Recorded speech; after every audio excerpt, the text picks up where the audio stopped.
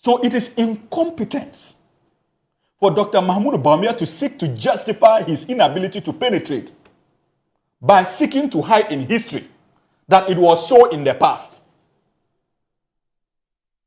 So what new thing is he bringing on board? These are the questions we should be asking. Perhaps he's suggesting that there's a much deeper problem so he should tell why the NPP is struggling to attract votes. And he was the leader of the New Patriotic Party in the last election. So what did he do to resolve that deeper problem? The NPP delegates are right to ask these questions. Are they not?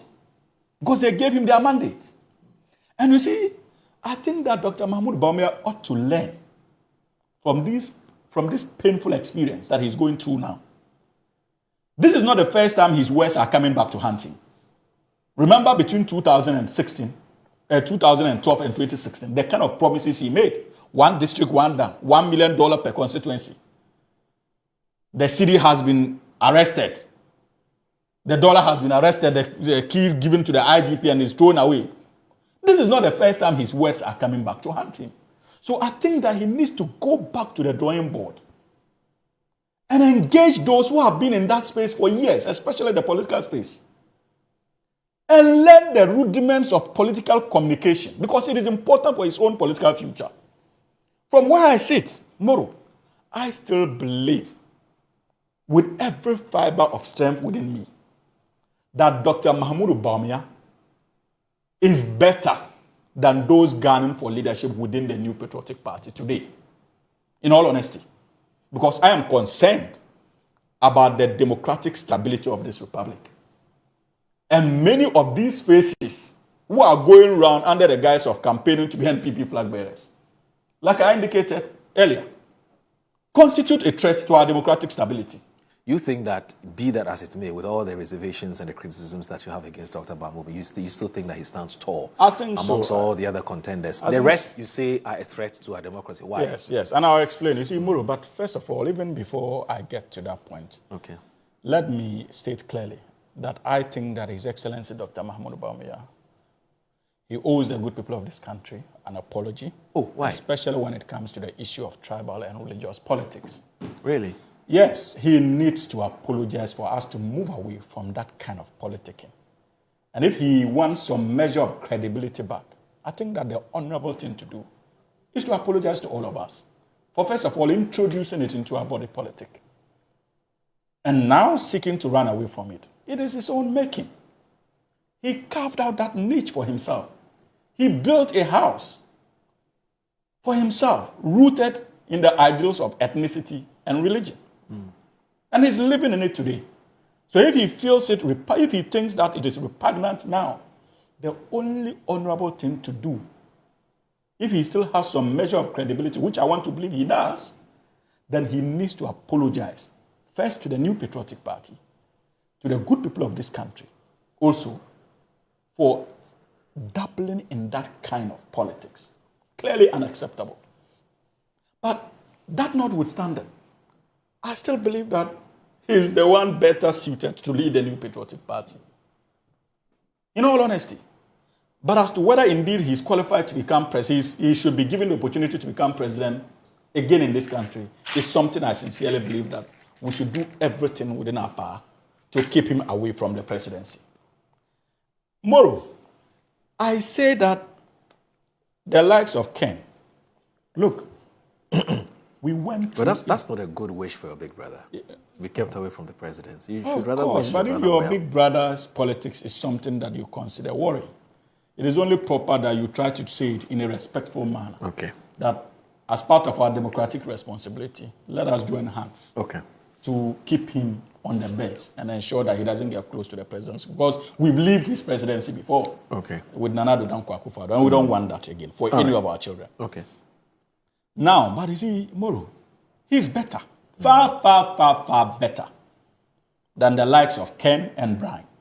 Look, we are talking about two individuals. Now, focus on Ken. We have struggled since 1992 to build an acceptable brand of democracy.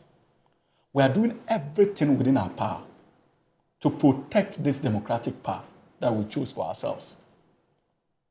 Every step of the way, Kennedy Agyapong has been a major threat to that collective effort of ensuring a stable democracy. You remember when His Excellency President President Mills was president of blessed memory. Remember that you can argue that the inspiration once again came from the likes of Bawumia. But remember that comment about Evers and that they should look for pistols? Please don't repeat it.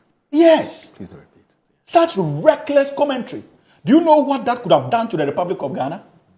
Do you know what that could have done to those of us who were in this country at the time? That is Kennedy Agyapong. We are talking about a man who clearly does not have a modicum of respect for anybody under the sun. We cannot risk making such a person the president of the Republic of Ghana or flag bearer of the New Patriotic Party. Who in the NPP hasn't he gone after?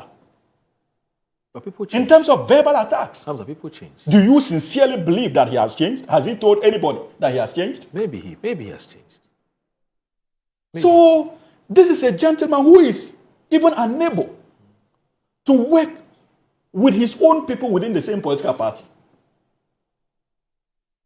And the example of Trump should continue to guide the New Patriotic Party and the Republic of Ghana when it comes to such people being given the opportunity to lead. So for me, this is a dangerous person we must keep away from the presidency.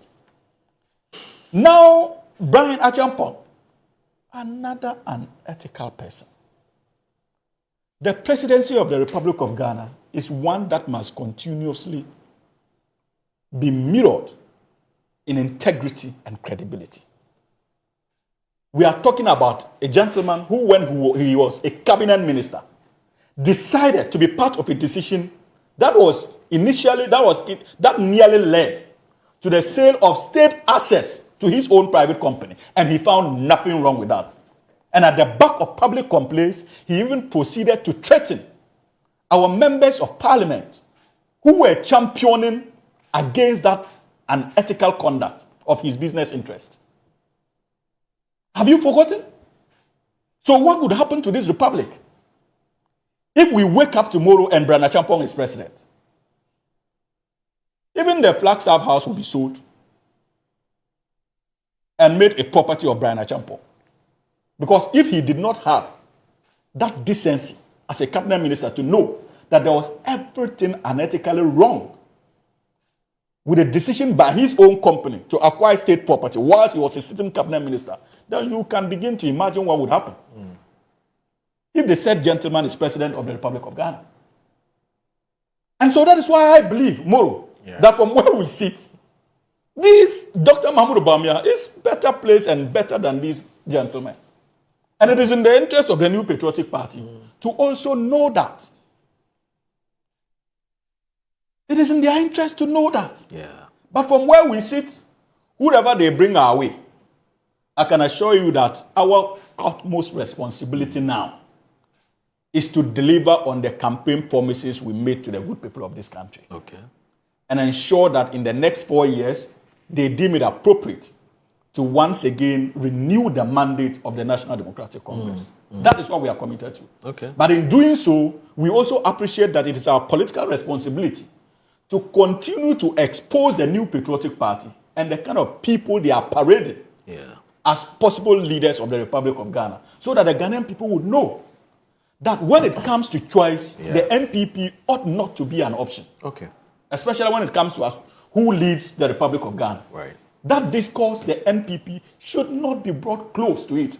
Okay. And this gives us an opportunity to begin to empower many of the smaller political parties we have in the system to provide that competitive drive to our electoral politics. Because I think that since 1992, the NPP has demonstrated its unwillingness to be part of any progress when it comes to our democratic journey. All right. And the time has come for us to shut the door on them and start afresh as a republic. All right.